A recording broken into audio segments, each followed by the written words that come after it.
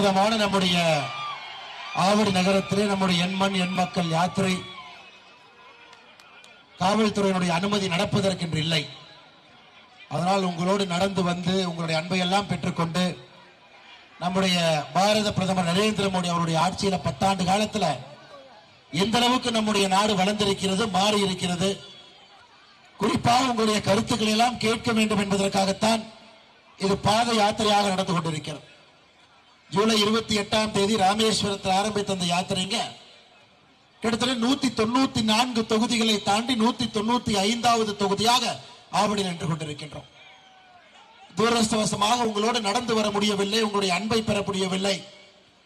காவல்துறையினுடைய அனுமதி மறுப்புக்கு கட்டுப்பட்டு இது ஒரு பொதுக்கூட்டமாக நடந்து கொண்டிருக்கிறது. இந்த கூட்டத்திற்கு வந்திருக்கக்கூடிய எல்லா சகோதர சகோதரிகளுக்கு, பெரியோர்களுக்கு, தாய்மார்களுக்கு இந்த நேரத்தில் எங்களுடைய அன்பார்ந்த நன்றிகளை உங்களுக்கு தெரிவித்துக் கொள்கின்றோம். குறிப்பாக நிறைய குழந்தைகள், பெரியவர்கள் கையிலே மனுவோடு வந்திருக்கின்றீர்கள். எல்லாருமே இந்த நிகழ்ச்சி முடிச்சுட்டு இருக்கிறோங்க ஐயா, நீங்க வந்து மனுவை கொடுத்துட்டு போங்க, உங்கள் அனைவருடைய மனுவையும் வாங்கி செல்கின்றோம். நடந்து வரும் பொழுது வாங்குவது எளிது, அதனால் யாரும் கவலைப்பட வேண்டாம். நிகழ்ச்சி நீங்க எல்லாம் முன்னாடி வாங்க, உங்களுடைய மனு அனைத்தையும் நிகழ்ச்சி நான் பேசி முடித்துவிட்டு நிச்சயமாக இங்கே இருந்து வாங்கிக் கொள்ளுகின்றோம் என்கின்ற உறுதிமொழியும் உங்களுக்கு அளித்துவிட்டு என்னுடைய உரையை தொடங்குகின்றேன். சகோதர சகோதரிகள், நம்முடைய ஆவடி மண்ணிலே நம்மை காத்திருக்கக்கூடிய திருவேற்காடு கருமாரியம்மன் அவர்களுடைய ஆசீர்வாதத்தை பெற்று நம்முடைய மக்கள் எல்லாம் நன்றாக இருக்க வேண்டும் என்கின்ற ஒரு வேண்டுதலையும் அம்மனுக்கு வைக்கின்றேன். ஐயா, இன்னைக்கு அறநிலைத்துறையில் என்னவெல்லாம் தவறுகள் நடந்து கொண்டிருக்கிறது, ஏன் அறநிலைத்துறை தமிழகத்தில் இருக்கக்கூடாது என்பதை தொடர்ச்சியாக பாரதிய ஜனதா கட்சி பேசிக் கொண்டிருக்கிறது. நேற்று தான் நம்முடைய திருவேற்காடு கருமாரியம்மன் கோவில்ல ஒரு பகுதி நேர பூஜாரி ஒருவர் அம்மனின் மேலிருந்த 8 சவரன் நகையை திருடி கைது செய்யப்பட்டிருக்கின்றார். திராவிட முன்னேற்ற கழகத்தின் ஆட்சியில் பாத்தீங்கன்னா ஐயா, பகுதி நேர செவிலியர்கள், பகுதி நேர ஆசிரியர்கள் அப்படிங்கிற மாதிரி இன்னைக்கு வந்து பகுதி நேர அர்ச்சகர் அப்படிங்கிற கான்செப்ட் வந்துருச்சு. கருவேற்காடு நம்முடைய அம்மன் கழுத்தில் இருந்த 8 சவர் நகைய நேற்று திருடப்பட்டு யார் அம்மனுக்கு பூஜை செய்யப்பட வேண்டுமோ அவர்களாலே திருடப்பட்டு சிசிடிவி கேமரா மூலமாக அவர் பிடிபட்டிருக்கின்றார். நீங்க நினைக்கலாம் அண்ணன் ஏதோ ஒரு உதாரணம் எடுத்து சொல்றாரு, அது எப்படிங்க அறநிலைத்துறை வந்து எல்லா கோவிலையும் பார்க்க முடியும், அது எப்படி எல்லாரும் என்ன பண்றாங்கன்னு பார்க்க முடியும் கேட்கலாம். அப்படி ஒருவேளை யாராவது கேள்வி கேட்டாங்க ஐயா, இன்னைக்கு காலையில பழனி கோவில்ல அறநிலைத்துறை பழனி கோவிலுடைய பிரசாதத்தை விற்கக்கூடிய அந்த கடையில, அறநிலைத்துறையினுடைய கடையில ஊசி போன லட்டும் பயன்படுத்த முடியாத பிரசாதங்களை வச்சு பழனியில் இன்னைக்கு காலையில வித்துக்கிட்டு இருக்காங்க. இன்னைக்கு காலையில பழனியில். சரி பரவாயில்லைங்க, ஒரே ஒரு கடையில தானே வித்தாங்க, பழனியில் தானே வித்தாங்க, பரவாயில்ல அப்படின்னு நீங்க மன்னிச்சு விடலாம் என்று யோசித்தால், நம்முடைய முருகபெருமானுக்கு திருச்செந்தூர்ல நம்முடைய பக்தர் பெருமக்கள் கொடுத்த 5309 மாட்டை காணோம். எல்லாம் கணக்கு சொல்றேங்க ஐயா, திருச்செந்தூர் முருகபெருமானுக்கு பக்தர்கள் கொடுத்த 5309 மாடுகள் கணக்குல வரல. அது பரவாயில்ல, மாடு தானே போச்சு, ஒரு 5000 மாடு தானே போச்சு, பரவாயில்ல, ஒரு 8 சவரன் நகை தானே போச்சு, பரவாயில்ல. பழனி கோவில்ல ஊசி போன பிரசாதத்தை வச்சிருந்தாங்க, பரவாயில்ல அப்படின்னு யாராச்சும் சொன்னால், 1986க்கும் 2024க்கும் இடைப்பட்ட காலத்துல அறநிலைத்துறை கோவிலுக்கு சொந்தமான 2 லட்சம் ஏக்கர் நிலத்தை இழந்திருக்கின்றார். நீங்க பாருங்க, அறநிலைத்துறையினுடைய அடிப்படை வேலையே தமிழகத்தில் ஆன்மீகம் என்பதை பாதுகாக்க வேண்டும், இதுதான் அவருடைய அடிப்படை வேலை. எல்லா கோவிலையும் கூட நன்றாக பராமரிக்க வேண்டும், இது அவருடைய வேலை. ஆனா கோவில்ல பகுதி நேர பூஜாரியாக இருந்து யார் பூஜை செய்யறாங்களோ அவர்களே அம்மன் கழுத்தில் இருக்கக்கூடிய நகையை திருடுறாங்க. பழனிமலை முருகன் கோவில்ல பஞ்சாமிர்தத்தை விற்கக்கூடிய அறநிலைத்துறை கடையில, அதிகாரப்பூர்வமான கடையிலேயே ஊசி போன பிரசாதத்தை விற்கிறாங்க. இன்னைக்கு காலையில திருச்செந்தூர் பெருமானுக்கு பக்தாதிகள் கொடுத்த 5309 மாடுகள் கடைசியாக நடந்த தணிக்கை ஆய்வில் அதை காண்டாம். 1986க்கும் 2024க்கும் இடைப்பட்ட காலத்துல கோவிலுக்கு சொந்தமான 2 லட்சம் ஏக்கர் காணாம போயிருக்கு. ஐயா, நாம் உணர்ந்து கொள்ள வேண்டும், தமிழகத்துல எல்லாம் தவறாக இருக்கு. இந்த யாத்திரையினுடைய நோக்கமே இதெல்லாம் உங்களிடம் படப்பிடித்து காட்ட வேண்டும். ஒரு தொகுதியாக வந்து உங்களிடம் பேசிக் கொண்டு வரும் பொழுது, உங்களுடைய பிரச்சனைகளை கேட்டுக்கொண்டு வரும் பொழுது மக்கள் மன்றத்தில் இதை வைக்க வேண்டும். தமிழகத்தில் எப்படிப்பட்ட ஆட்சி நடந்து கொண்டிருக்கிறது, மக்களுக்கு எதிரான ஆட்சி நடந்து கொண்டிருக்கிறது. 2029 மே மாதத்தில் எப்ப திராவிட முன்னேற்ற கழகத்தினுடைய ஆட்சி இங்க வந்துச்சோ 4 விஷயங்களை மட்டும்தான் தொடர்ந்து பார்த்து கொண்டிருக்கின்றோம். 4 விஷயங்கள் தான் பார்க்கிறோம் ஐயா. லஞ்ச ஊழலை பார்க்கிறோம், குடும்ப ஆட்சியை பார்க்கிறோம், ஜாதி அரசியலை பார்க்கிறோம், அடாவடித்தனமான அரசியலை பார்க்கின்றோம். இந்த 4 மட்டும்தான் தொடர்ச்சியாக திராவிட முன்னேற்ற கழகத்தினுடைய ஆட்சியில தமிழகத்தில் பார்த்துக் கொண்டிருக்கின்றோம். அதான் மக்கள் முடிவு செய்து விட்டார்கள், பொறுத்தது போதும், இதற்கு மேல் நம்மால தாங்க முடியாது.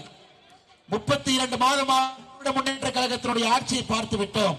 இதற்கு மேல் தமிழகம் தாங்காது, தாக்கு பிடிக்க முடியாது என்கின்ற மனநிலைமைக்கு நாம் ஒருவரும் வந்திருக்கிறோம். சகோதர சகோதரி, இந்த நேரத்தில் நமக்கு ஒரு வாய்ப்பு. 2024 பாராளுமன்ற தேர்தல் இன்னும் ஒரு 60 நாள்ல வருதுங்க ஐயா. 10 ஆண்டுகளாக ஆட்சியில் இருக்கக்கூடிய பாரத பிரதமர் நரேந்திர மோடி அவர்களுக்கு 3வது முறையாக ஆட்சி கட்டளை அமர்த்த வேண்டும் என்கின்ற எண்ணம் இந்தியா முழுவதுமே 142 கோடி மக்களும் மிக தெளிவாக இருக்கின்றார். 3வது முறை மோடி அவர்கள் தான் வர வேண்டும். 10 ஆண்டுகளாக 2 முறை மோடிஜியினுடைய ஆட்சியை பார்த்தவர். 3வது முறை மோடிஜி அவர்களுக்கு எதிராக எந்த விதமான அரசியல் தலைவர்களும் கூட தன்னை பிரதம மந்திரி வேட்பாளர் என்று சொல்லும் அளவுக்கு இந்தியாவில் ஒருத்தருமே இல்லைங்க, ஒருத்தரும் கிடையாது. இந்தி கூட்டணின்னு சுயநலவாதிகள் கூடாரமாக மாறி இருக்கு. அதில் இருக்கக்கூடிய தலைவர்களை ஒருவராக பாருங்க. அதுல யாராவது ஒருவன் சாமானிய மனிதன் என்று சொல்லும் அளவுக்கு ஒரு சாமானியன் இந்த மண்ணினுடைய ஆட்சியாளராக, மக்களை காக்கக்கூடிய பிரதம மந்திரியாக ஒரு சாமானியன் வர வேண்டும். மோடி என்கின்ற சாமானியன் இருக்கின்றார். ஆனா இந்தி கூட்டணியில் இருக்கக்கூடிய ஒரு பேரை பாருங்க.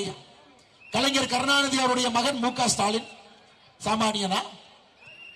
அவருக்கு இருக்கக்கூடிய ஒரே ஒரு தகுதி சன் ஆஃப் கருணாநிதி என்பது மட்டும்தான் ஒரே ஒரு தகுதி. தாக்கரே அவருடைய மகன் உத்தவ் தாக்கரே, அவருடைய பையன் ஆதித்ய தாக்கரே இந்தி கூட்டணி. ஃபரூக் அப்துல்லா அவருடைய பையன் உமர் அப்துல்லா இந்தி கூட்டணி. லல்லு பிரசாத் யாதவ் அவருடைய பையன் தேஜஸ்வி யாதவ் இந்தி கூட்டணி. சிபு சோரன் அவருடைய மகன் ஹேமந்த் சோரன் இந்தி கூட்டணி. முஃப்தி முகமது சயீத் அவருடைய மகள் மெஹபூபா முஃப்தி காஷ்மீர்ல இந்தி கூட்டணி.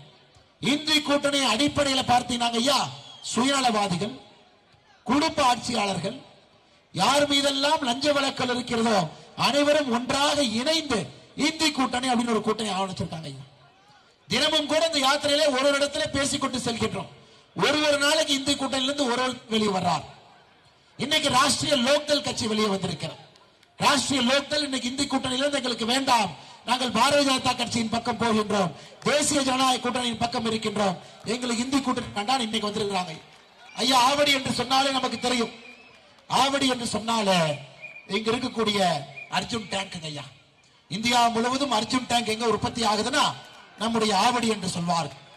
1961 கர்ம வீரர் காமராஜர் ஐயாவுடைய பெரும் முயற்சியில நம்முடைய ஆவடி மாநகரத்திற்கு கொண்டு வரப்பட்டதுதான் ஆவடி ராணுவ தொழிற்சாலை. இன்னைக்கு ஆவடி ராணுவ தொழிற்சாலைக்கு மறுபடியும் ஒரு புத்துயிர் கொடுத்திருக்காங்கன்னா யாருங்க ஐயா? இன்னைக்கு ஆவடி ராணுவ தொழிற்சாலை 3 ஷிப்ட் வேலை நடக்குது. இந்தியாவுடைய மைய புள்ளியா இருக்குன்னா அதற்கு காரணம் நம்முடைய பாரத பிரதமர் நரேந்திர மோடி அவர்கள். இத்தனை ஆண்டுகளாக இந்தியாவை பொறுத்தவரை ராணுவ தளவாடங்களாக இருக்கட்டும், ராணுவ பொருட்களாக இருக்கட்டும், அயல் நாட்டிலிருந்து இறக்குமதி செய்து அதில் ஊழல் செய்வதில் ஒரு பெரும் ஒரு குரூப்பை இந்தியாவில் இருந்துச்சுங்க. ஹெலிகாப்டர் இறக்குமதி பண்ண ஊழல் பண்ண, போஃபர்ஸ் இறக்குமதி பண்ண ஊழல் பண்ண, ராணுவத்துக்கு புல்லட் ப்ரூஃப் ஜாக்கெட் இறக்குமதி பண்ண ஊழல் பண்ண, ராணுவ தளவாடங்களை இறக்குமதி செய்வதற்கு ஆட்சியாளர்கள் காத்திருந்தார்கள். காரணம், ஊழல் இந்தியாவில் இல்ல, வெளிநாட்டில் கொடுப்பாங்க பணம். அதனால எல்லோருமே ராணுவ தளவாடங்கள் இறக்குமதினா நம்முடைய ஆட்சியாளர்களுக்கு பெரிய சந்தோஷம். ஆனா இன்னைக்கு அதை உடைத்து பாரத பிரதமர் அவர்கள் ராணுவம் என்றால் அது உள்நாட்டு உற்பத்தி என்கின்ற அற்புதமான கோட்பாடை கடந்த 3 ஆண்டுகளாக கையில் எடுத்திருக்கிறாங்க. போன ஆண்டு நீங்க பார்த்திருப்பீங்க ஐயா, 2023 செப்டம்பர் மாதம் நம்முடைய ராணுவத்தினுடைய தேவைக்காக ஆவடி டேங்க் தொழிற்சாலைக்கு அர்ஜுன் ரக டேங்குகள் தயாரிக்க 7523 கோடி ரூபாய் ஆர்டர் ஒரே வருஷத்துல ஒரே ஆர்டரா வந்துச்சுங்க. 7523 கோடி ரூபாய்.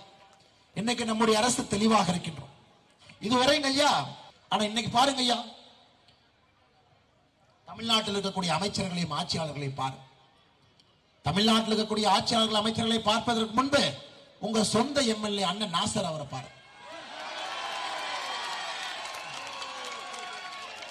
மோடி அவர்கள் கேலோ இந்தியான்னு சொன்னதை தப்பா புரிஞ்சுக்கிட்டார். அவர் ஒலிம்பிக்ல போய் ஈட்டி எறிதல் நல்லா பண்ணி கோல்ட வாங்கிட்டு வானா கல் எடுத்து எறிகிறார். இந்த அமைச்சருடைய சாதனை எல்லாம் பார்த்தீங்கன்னா பெரிய சாதனை. கட்சிக்காரங்களை பார்த்து கல் எடுத்து எறிகிறது.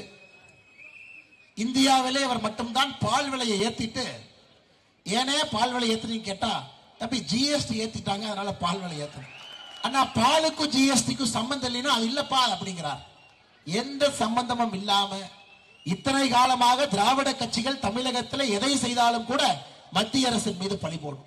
ஆனா இன்னைக்கு சமூக வலைதளம் வந்த பிறகு நாம் எல்லோரும் எல்லா விஷயத்தையும் படிக்க ஆரம்பித்து அது ஏன் நடக்கிறது நடக்கவில்லை என்று தெளிந்து கொண்ட பிறகு இவங்களுடைய போய் எடுபடலைங்க ஐயா இதெல்லாம். ஆனா நான் இன்னைக்கு மு.க. ஸ்டாலின் ஐயாவுக்கு அன்பான ஒரு வேண்டுகோள் வைக்கிறேன்.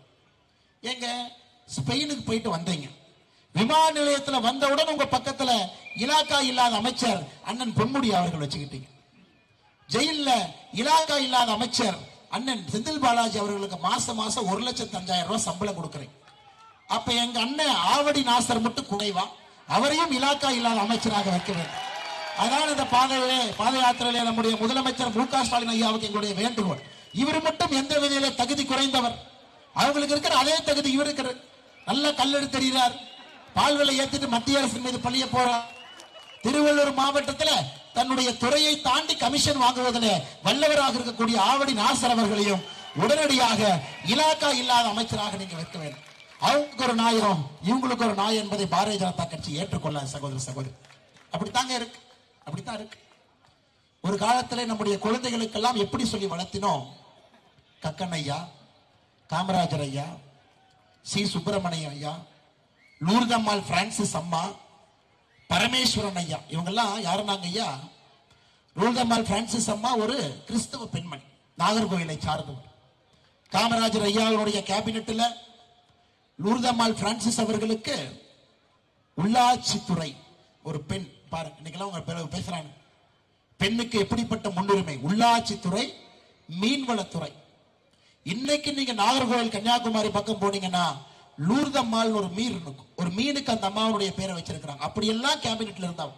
ஒரு பெண் குழந்தை படித்து வளரும் பொழுது நானும் லூர்தம்மாள் பிரான்சிஸ் அவர்களை போல் வர வேண்டும் என்கின்ற ஆசை இருக்கும். பரமேஸ்வரன் ஐயா பட்டியலினத்தை சார்ந்தவர். ஆனா காமராஜர் ஐயாவுடைய கேபினெட்ல அவர் தான் ஐயா அறநிலைத்துறை அமைச்சர். பாருங்க, கோயிலுக்குள்ள யாரை விடமாட்டோம் என்று தமிழகத்தில் பல போராட்டம் நடந்து கொண்டிருந்ததோ சத்தமே இல்லாத ஒரு சமூக நீதி புரட்சி காமராஜர் ஐயா பண்ணாரு.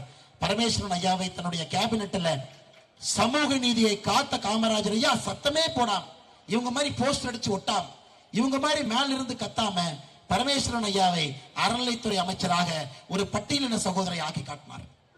அண்ணன் திருமாவளவன் அவர்கள் ஐயா 6 மாசத்துக்கு முன்னாடி சொன்னார், சனாதன தர்மத்தை ஏன் எதிர்க்கின்றேன் என்றால் ஒரு பிராமணர் மட்டும்தான் கருவறைக்குள்ள போக முடியும், பிராமணர் கருவறைக்குள் செல்லும் வரை மற்ற சமுதாயம் செல்லாத வரை நான் சனாதன தர்மத்தை எதிர்ப்பேன். சரி, ஓகே, 6 மாசம் அது அந்த வாய். இன்னைக்கு மோடி ஐயா அயோத்தி கோயில்ல போய் பிராண பிரதிஷ்டையை மோடி ஐயா செய்யறார். பிராமணர் அல்லாத ஒருவர் ஆண்டவனுக்கே உயிர் கொடுக்கிறாரு, மோடி அவர்களுக்கு அந்த பொறுப்பை கொடுத்திருக்காரு. இப்ப திருமாவளவன் என்ன சொல்றாரு, மோடி எதுக்கு உள்ள போனாரு, சங்கராச்சாரியார் தானே போகணும், யாரு மோடியை போக சொன்னாங்க? ஐயா பச்சோந்தி வெக்கப்படும், பச்சோந்தி அவர்களை பார்த்தா வெக்கப்படும். என்னடா நம்மளை விட வேகமா கலர் மாறுறாங்களே, நாம கூட ஒரு நாளைக்கு 3 டைம் தான் மாறுறோம், இவனுக்கு காலையில மத்தியானம் இரவுன்னு 10 டைம் மாறுறாங்களே. 6 மாதத்திற்கு முன்பு பேசிய அதே வாய் இன்னைக்கு மோடி அவர்கள் யாருங்க ஐயா உட்கார்ந்து இருந்தாங்க? ராமர் கோயில் பிராண பிரதிஷ்டையில யாருங்க ஐயா உட்கார்ந்து இருந்தாங்க? மோடி அவர்கள். மோடி அவர்கள் பக்கத்துல சாமிஜி, அதுக்கு பக்கத்துல யோகி ஆதித்யநாத் ஊச தாக்கூர், அதுக்கு பக்கத்துல ஆனந்த்பென் பட்டேல் ஊச பட்டேல், அங்க ஆளுநர். எத்தனை பேருங்க ஐயா பிராமணர் இதுல? ஐயா பாரதிய ஜனதா கட்சி எப்பொழுதுமே பிராமணர் பிராமணர் அல்லாதோர் என்று பார்த்தது கிடையாது. ஆனால் இங்க இருக்கக்கூடியவங்க அதை பிராமணர் பிராமணர் பிராமணர் இத்தனை காலமா வண்டி ஓட்டிட்டு இருக்காங்க. திருமாவளவன் ஒரு சாட்சி. இன்னைக்கு கம்யூனிஸ்ட் கட்சி ஏழைகளுக்காக போராட வேண்டிய கம்யூனிஸ்ட் கட்சி. பொன்முடி அவர்களுக்கு தீர்ப்பு வந்துருச்சு, ஊழல்வாதின்னு தீர்ப்பு கொடுத்தாச்சு, 3 ஆண்டு தண்டனை கொடுத்தாச்சு. கம்யூனிஸ்ட் கட்சிகிட்ட போய் கேட்கிறாங்க, அண்ணன் சொல்றாரு கம்யூனிஸ்ட் கட்சி தலைவர், நீதிபதி மேல கொஞ்சம் டவுட் இருக்குங்கிறார். இது போன்ற கேடு கட்ட வெக்கங்கட்ட கட்சிகளை தமிழக அரசியல நாம் பார்த்தது கிடையாது. திமுகவினுடைய அறுவரடிகளாக திமுக என்ன சொன்னாலும் அதை அப்படியே ஒப்பிக்க வேண்டும் என்பதற்காக ஒரு கட்சி இங்க இருக்குதுங்க. அதை கேட்டா கூட்டணிங்கிறாங்க, கேட்டா இந்தி கூட்டணிங்கிறாங்க. இதையெல்லாம் நாம் பார்த்து கொண்டிருக்கின்றோம். ஐயா, இன்னைக்கு பாரதிய ஜனதா கட்சி உங்கள் முன்னால் தனித்து நின்று கொண்டிருக்கிறது. தனித்தன்மையான விஷயங்களை உங்கள் முன்னால் வைத்துக் கொண்டிருக்கின்றோம். தமிழகத்திலே லஞ்சலாவண்யம் இல்லாம, ஜாதி அரசியல் இல்லாத, குடும்ப அரசியல் இல்லாத, அடாவடித்தனம் இல்லாத ஒரு அரசியலை உருவாக்க வேண்டும் என்பதற்காக துடித்துக் கொண்டிருக்கின்றோம். இதை பார்த்து ஒரு பங்காளி கட்சி என்னை பார்த்து சொல்றாங்க.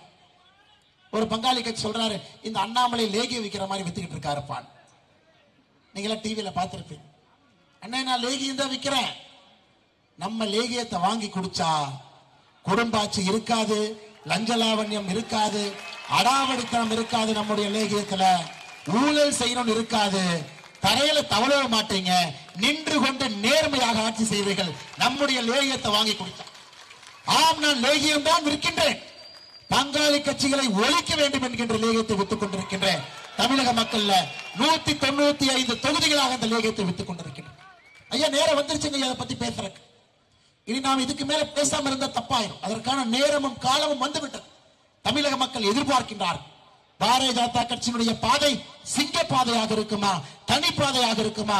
இத்தனை ஆண்டு காலமாக தமிழகத்தில் திராவிடத்திற்கு மாற்றாக ஒரு கட்சி வேண்டும் என்று நினைத்தோம். அதை பாரதிய ஜனதா கட்சி பூர்த்தி செய்யுமா என்கின்ற ஒரு ஏக்கத்திற்கும் ஆவலுக்கும் 2024 பாராளுமன்ற தேர்தல் நிச்சயமாக பதில் சொல்லுங்க ஐயா.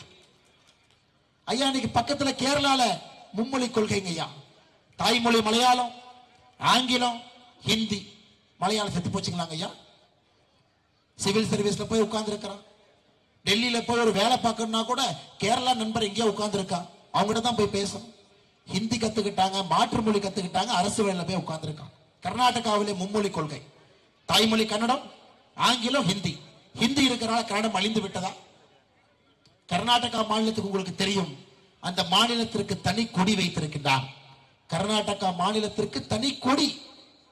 இந்தியாவில் சில மாநிலங்கள் மட்டும்தான் தனி கொடி. கர்நாடகா மாநிலம் எந்த அளவுக்கு கன்னடத்தின் மீது வெறியாக இருப்பார்கள் என்றால் தனி கொடியோடு மும்மொழி கொள்கை அங்கே நடந்து கொண்டிருக்கிறோம். நம்ம ஊர்ல கான்வென்ட்ல 3 மொழி கொள்கை, திமுக நடத்தக்கூடிய பள்ளியில 3 மொழி கொள்கை. ஆனா அரசு பள்ளியில படிக்கக்கூடிய மாணவர்களுக்கு வெறும் 2 மொழிங்கய்யா. இதை ஏற்றுக்கொள்ள முடியாதுங்க, ஏற்றுக்கொள்ள முடியாது.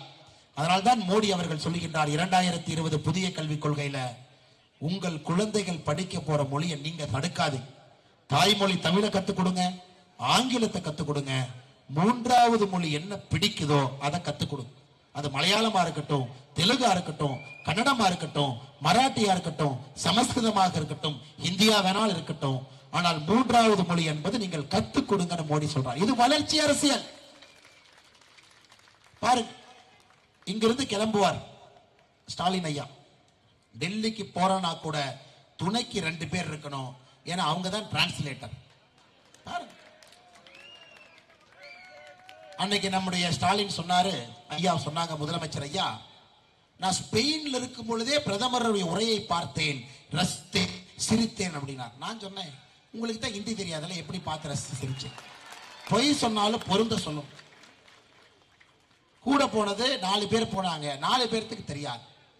ஹிந்தி தெரியாது போடான்னு டிஷர்ட் போடுவாங்க, ஆனா ஹிந்தி படத்தினுடைய விநியோக உரிமையை தமிழ்நாட்டுக்கு வாங்குவாங்க. இந்த கொடுமையெல்லாம் பாருங்க சார். அதனால் சகோதர சகோதரிகளே, இந்த போலி அரசியலை வேறறுக்க வேண்டிய நேரம் 2024. மொழிக் கொள்கை தெளிவா இருப்பாங்க.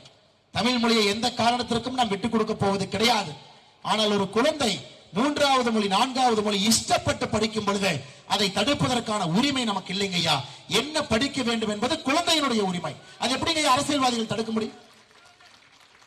முண்டாசு கவிஞன் சுப்பிரமணிய பாரதி சொல்றார், யாமறிந்த மொழிகளிலே தமிழ் மொழி போல் இனிதாவது எங்கும் இல்லைங்கிறார். எப்ப சொல்றாருங்க? 14 மொழியை படித்த பிறகு சொல்றார். பிரெஞ்சு, லத்தீன் எல்லாம் படித்த பிறகு முண்டாசு கவிஞன் சொல்லுகின்றான், என்னுடைய தாய்மொழி போல எங்கே இல்லை, நீ படிச்சதே ஒரு மொழி, உனக்கு எப்படி தெரியும்? ஆனால் சகோதர சகோதரிகளே, பாரதிய ஜனதா கட்சியினுடைய அரசியல் தனித்தன்மையான அரசியல். தமிழ் மொழிக்கு உலக பெருமை, தொன்மையான மொழி, தாய்மொழி. அதே நேரத்தில் மூன்றாவது மொழி படிக்க வேண்டிய கட்டாயமும் கடமையும் இன்னைக்கு இளைஞர்களுக்கு இருக்கு. உங்களுக்கு எந்த மொழி நல்லதோ படிங்க. நீங்க கர்நாடகாவுக்கு போன நினைக்கிறீங்களா, கன்னடம் படிங்க. கேரளா போன நினைக்கிறீங்களா, மலையாளம் படிங்க. இல்ல டெல்லி போன நினைக்கிறீங்களா, ஹிந்தி படிங்க. ஆனா நீங்க என்ன படிக்கிறீங்க நீங்க சொல்றீங்களோ அதை சொல்லிக் கொடுக்க வேண்டியது அரசினுடைய கடமை. அரசு நீ படிக்காதேன்னு சொல்றதுல அரசுக்கு இங்க வேலை இல்லைங்கய்யா, மாத்தம். அதையெல்லாம் 2024 நீங்கள் செய்வீர்கள் என்கின்ற பெரும் நம்பிக்கை எனக்கு இருக்குதுங்க ஐயா. சென்னை பார்த்துட்டு இருக்கீங்க, தாத்தா வேட்டி தூக்கிட்டு நடந்து போனாரு, பையன் வேட்டி தூக்கிட்டு நடந்து போனாரு, பேரன் இன்னைக்கு பேண்ட் தூக்கிட்டு நடந்து போறாரு. இவ்வளவு பெரிய நகரம், ஆங்கிலேயர்கள் காலத்திலிருந்து உருவான ஒரு மாபெரும் நகரம். ஆனா ஒரு வெள்ளம் வந்து விட்டால், மழை வந்து விட்டால் சென்னை மக்களுக்கு இருக்கக்கூடிய பயத்தை நான் எங்கேயுமே பார்த்தது இல்லைங்க. நானா ஒரு கிராமத்துக்காரன், அரசியல் பொறுப்பு இருக்கிறனால சென்னைக்கு வந்திருக்கிறேங்க ஐயா. நான் சென்னைக்கு பாரதிய ஜனதா கட்சியில சேர்வதற்கு முன்பு நான் சென்னைக்கு மொத்தமா வந்ததே 2 முறைங்க ஐயா. எங்க ஊர்ல இருந்து சென்னை வந்தா பெருசா வரும், சென்னை கூட்டிட்டு போறாங்க, பீச் எல்லாம் காட்ட போறாங்க, எவ்வளவு பெரிய ஊர். அப்படி 2 முறைதான் என்னுடைய 37 வயதுக்கு முன்பு நான் சென்னைக்கு வந்தது 2 முறைங்க ஐயா. இப்ப சென்னையில 3 ஆண்டுகளாக இருக்கின்றேன். ஆனா சென்னை மக்கள்கிட்ட இந்த மலைன்னு சொன்னா அவங்க கண்ணுல ஒரு பயம் வருதுங்க ஐயா. நாங்கள் உங்களுக்கு கொடுக்கின்ற உறுதிமொழி, எங்களுடைய எம்பி இங்க வந்துட்டாங்கன்னா உங்களுக்கு இருக்கக்கூடிய சைக்காலஜிக்கல் ஃபியர், அந்த பயத்தை நாங்க எடுக்கிறோங்க. 1000 கோடி கொடுத்தோம், பணத்தை எல்லாம் கொள்ளையடிச்சு சாப்பிட்டுட்டு, இயற்கையான கால்வாய் எல்லாம் அழிச்சிட்டு, அங்கெல்லாம் வீட்டை கட்டிட்டு, கம்பெனியை கட்டிட்டு, எதோ கட்டிட்டு, செயற்கையாக இவனே சிமெண்ட் போட்டு ஒரு கால்வாய் உருவாக்குறான். அதுல தண்ணி எங்கேயும் போறதில்ல, திரும்ப தான் வருதுங்க ஐயா. இவர்களால் நான் எழுதி கொடுக்கிறேன், நான் சொல்றேங்க ஐயா, நீங்க வச்சுக்கங்க. 500 வருஷம் ஆனாலும் திராவிட கட்சிகளால் சென்னையை சரி பண்ண முடியாதுங்க ஐயா, எழுதி வச்சுங்க. ஃபுல் ஸ்டாப் போட்டு கொடுத்தேன். அடுத்த பணத்தை எப்படி கொள்ளையடிக்கலாம் என்று சிந்திப்பதற்கு தான் இருக்கா. இன்னைக்கு சென்னையை மறுபடியும் ரீபில்ட் பண்ண வேண்டிய நேரம், திரும்ப ஒரு புதிய சென்னையை உருவாக்க வேண்டிய நேரம். சாலை ரோடெல்லாம் எப்படிங்க ஐயா போடுறான்? ஒரு ரோடு குண்டு குழி ஆயிடுச்சு, அது மேல இன்னொரு ரோடு, குண்டு குழி ஆயிடுச்சு, அது மேல ரோடு. என்னாச்சுங்க ஐயா? ரோடு மேல போய்கிட்டே இருக்குது, வீடு கீழே போய்கிட்டே இருக்கு. நான் இன்ஜினியர்கிட்ட கேட்டேன், பறிச்சு போட வேண்டியதானே? ஒரு டெண்டர் பறிச்சு போடுறதுக்கு தானே பணம் எடுக்கிறீங்க. தலைவா, பறிச்சு போட்டா காசு அதிகமா செலவாகும், அதனால பறிச்சு போடுற காசுக்கு டெண்டர் வெட்டு, பறிக்காம அது மேல ரோடு போட்டா நீ குழி பறிச்சு பார்க்கவா போற? அந்த காசு எங்களுக்கு தானே. அதனாலதான் தமிழ்நாட்டில் ரோடே பறிக்காம மேல மேல டாப்பிங் போடுவோம். இன்னைக்கு என்னாச்சுறாங்க ஐயா, ரோட்டில் இருக்கக்கூடிய தண்ணி முதல்ல வீட்டுக்குள்ள வருது. பாரதிய ஜனதா கட்சி செய்ய வேண்டிய முதல் வேலை, நீங்க எங்களுக்கு அதிகாரம் கொடுத்த பிறகு சென்னையினுடைய மொத்த ரோடையும் பேத்தெடுத்து கீழே கொண்டு வந்து உங்க வீட்டினுடைய சமநிலைக்கு கீழே அந்த ரோடு வந்தா மட்டும்தாங்க ஐயா நீங்க தப்பிப்பீங்க. இல்லாட்டி நமக்கு ஜென்மத்துக்கு தப்பிக்க மாட்டோம். சூடு உள்ள வரும், ரிஃப்ளெக்டிவ் சூடு, தண்ணி உள்ள வரும். சென்னைக்கு விமோசனம் என்றால் சின்ன சின்ன விஷயங்கள், ரோட்டை பேத்து கீழே கொண்டு போனங்க, கால்வாய்களை சரி பண்ண, பக்கிங்காம் கேனல், கூவம் நதி எல்லாம் திரும்ப நம்முடைய நீர் நிலையங்கள் ஆதாரங்களை கொண்டு வரும், குளங்களை வெட்டணும், எல்லாம் செய்யணுங்க. கான்கிரீட்டை குறைக்கணும், இயற்கை பொருட்களை பயன்படுத்தி யாரு வீடு கட்டுறாங்களோ மானியம் கொடுக்கணும். இதெல்லாம் பாரதிய ஜனதா கட்சியினால மட்டும்தாங்க. இது இவங்களுக்கு தெரியாது. இவங்கெல்லாம் எப்பவோ வாழ்ந்த தலைவர்கள் பேர்ல ஓட்டு பிச்சை எடுத்துக் கொண்டிருக்கின்றார்கள். இவங்களுக்குன்னு சொந்தமா ஒரு ஸ்டாண்டு கிடையாது. ஐயா, எல்லா தலைவர்களையும் மதிக்கின்றோம், ஆனா இன்னைக்கு நீங்க என்ன செய்றீங்கன்னு தான் மக்கள் கேட்கிறாங்க. நாங்க 1972 கட்சி ஆரம்பித்த பொழுது, இன்னைக்கு 2024 என்ன செய்றீங்கன்னு இளைஞன் கேட்கிறான். எங்க தலைவர் அப்படி இருந்த பொழுது 2024 என்ன செய்றீங்க இளைஞர் கேட்கிறான். இல்ல எங்க கட்சி 50 ஆண்டுகளாக ஆண்ட பொழுது, அதெல்லாம் வேண்டாங்க, 2024 என்ன செய்யறீங்க? திராவிட கட்சிகளை அடியோடு ஒழிக்க வேண்டும். காரணம், பழைய புராணத்தை ஓல்டு டேப் ரெக்கார்டர் மாதிரி தீஞ்சு போன டேப் ரெக்கார்டர் திரும்ப திரும்ப ஓட்டிட்டு இருக்கிறாங்க. இவர்களுக்கு ஒன்னும் தெரியாது, ஒண்ணுமே தெரியாது. இவர்கள் எல்லாம் ஒழித்து விட்டு ப்ரொஃபஷனல் டீம், விஷய சப்ஜெக்ட் தெரிஞ்ச ஆளுங்க, இன்டெகிரிட்டி, பர்சன் ஆஃப் இன்டெகிரிட்டி, நேர்மையை ரத்தத்திலே கலந்திருக்கக்கூடிய மனிதர்கள் மறுபடியும் சாமானிய மனிதர்கள் ஆட்சி கொண்டு வந்தால் மட்டும்தான் சென்னை தப்பிக்கும், தமிழகம் தப்பிக்கும். அதற்கு முதல் படி 2024 பாரதிய ஜனதா கட்சியினுடைய ஆட்சி. மோடி ஐயா 3வது முறையாக டெல்லியில 2026 தமிழகத்திலே பாரதிய ஜனதா கட்சியினுடைய ஆட்சியை நீங்கள் கொண்டு வர வேண்டும். நிச்சயமாக நீங்கள் செய்வீர்கள் என்கிற நம்பிக்கை. மறுபடியும் ஒரு முறை உங்களிடம் பாத யாத்திரையாக வந்து உங்களிடம் பேச முடியவில்லை, கை குலுக்க முடியவில்லை, அன்பை பரிமாற முடியவில்லை என்கின்ற வருத்தத்தை பதிவு செய்து அதற்கான மன்னிப்பையும் கோரிக்கொண்டு மறுபடியும் இயற்கை நமக்கு ஒரு வாய்ப்பு கொடுக்குங்க ஐயா. அன்னைக்கு ஊரிலே இந்த மண்ணிலே நடந்து வந்து உங்களோடு வருகின்றோம். இன்னைக்கு அது முடியலைங்க ஐயா, அதற்காக மன்னிச்சுங்க. மேடையில் இருக்கக்கூடிய எல்லா தலைவர்களுக்கும் நன்றி சொல்ல வேண்டிய நேரம். மேடையில் இருக்கக்கூடிய எல்லா தலைவர்களுக்கும் இந்த நேரத்தில் என்னுடைய பெரிய நன்றிகளை தெரிவித்து, மேடைக்கு கீழே இருக்கக்கூடிய நம்முடைய பத்திரிகை நண்பர்கள், மிக முக்கியமாக இந்த யாத்திரையினுடைய கதாநாயகர்கள் நீங்க தாங்க ஐயா. நேரத்தை கொடுத்து வர்றீங்க, ஒரு இடத்திலும் இந்த யாத்திரையை வலிமைப்படுத்துறீங்க. ஒரு புதிய அரசியல் இலக்கணம் தமிழகத்தில் எழுதப்படும் பொழுது உறுதியாக எங்களோடு நிற்கின்றீர்கள். பயம் வேண்டாம், உங்களோடு நாங்கள் இருக்கின்றோம். 2024 தனித்தன்மையாக செல்லுங்கள் என்கின்ற ஆக்கமும் ஊக்கமும் பாரதிய ஜனதா கட்சி கொடுத்துக் கொண்டிருக்கிறேன். நாங்கள் ஒரு இளைஞர் பட்டாளம் ஒரு பெரிய கனவோடு நின்று கொண்டிருக்கின்றார். அவருடைய கனவை பூர்த்தி செய்யக்கூடிய ஒரே தலைவர் நரேந்திர மோடி என்பதை முழுமையாக புரிந்திருக்கின்றார்கள். அவர்கள் நன்றிகளை தெரிவித்து, இல்லத்தரசிகள், குழந்தைகள் பெரிய அளவில் வந்திருக்கிறாங்க, நிறைய வேடம் அணிந்து வந்திருக்கின்றார்கள், வேஷம் போட்டு வந்திருக்கிறாங்க. அவர்களுக்கும் இந்த நேரத்தில் நன்றி கலந்த வாழ்த்துக்களை வணக்கங்களை தெரிவித்து, குறிப்பாக இந்த நிகழ்ச்சிக்கு நமக்கு ஒத்துழைப்பு கொடுத்து நமக்கெல்லாம் பாதுகாப்பு அளித்துக் கொண்டிருக்கக்கூடிய ஆவடி பகுதியினுடைய காவல்துறை சகோதர சகோதரிகளுக்கும் நன்றி கலந்த வாழ்த்துக்களை வணக்கங்களை தெரிவித்துக் கொள்கின்றேன். எனக்கு வாய்ப்பு கொடுத்த மாவட்டத்தினுடைய எல்லா தலைவர்களுக்கும் நன்றி தெரிவித்து உரையை முடித்துக் கொள்கின்றேன். நன்றி, வணக்கம். பாரத் மாதா கி, பாரத் அன்னையின் புகழ். அனைவருக்கும் நன்றி.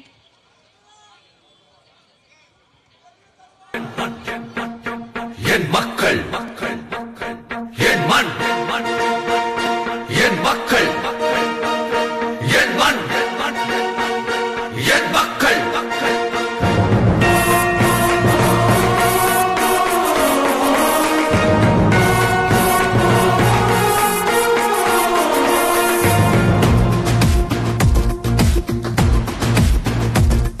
என் மண், என் மக்கள், புது புரட்சி நடைபயணம் நீ துணிவுடன் நடந்திடவா. என் மண், என் மக்கள், ஒரு மலையாய் நம் தலைவன் நம்முடன் வருகின்றார். இனி ஒரு நாளும் ஊழல் இங்கே தொடர்ந்திட முடியாதே. தமிழ் மண்ணில் இனிமேல் லஞ்சம் என்றொரு கொடுமைகள் இருக்காதே. தமிழகமே தலை நிமிரும் காலம் வந்தாச்சே. என் மண், என் மக்கள், புது புரட்சி நடைபயணம் நீ துணிவுடன் நடந்திடவா.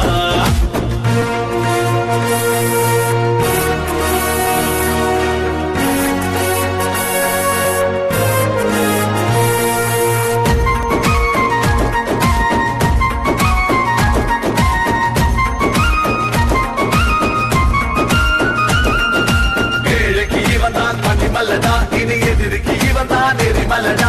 தமிழகம் தாங்கும் தாமரடா. நம்ம தமிழுக்கு இவன் தான் பலபிரடா. நரி கூட்டம் இனிமேல் ஓடுமே, நல்ல உள்ள விழாத்தை ஆளுமே. பொய் வேஷம் போட்ட கூட்டமே, அந்த வேஷத்தை கலைக்கும் நேரமே.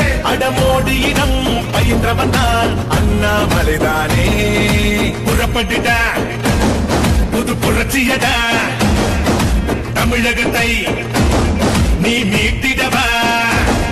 என் மண், என் மக்கள், புது புரட்சி நடைபயணம் நீ துணிவுடன் நடந்திடவா.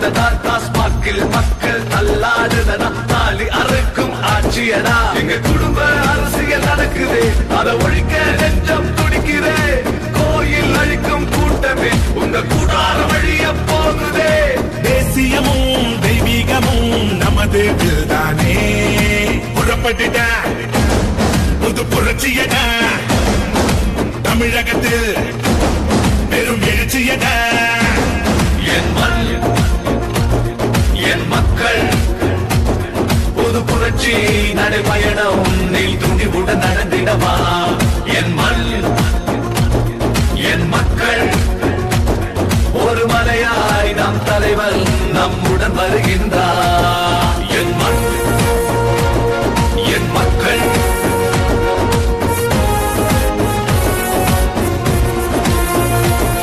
என் மண் என் மக்கள்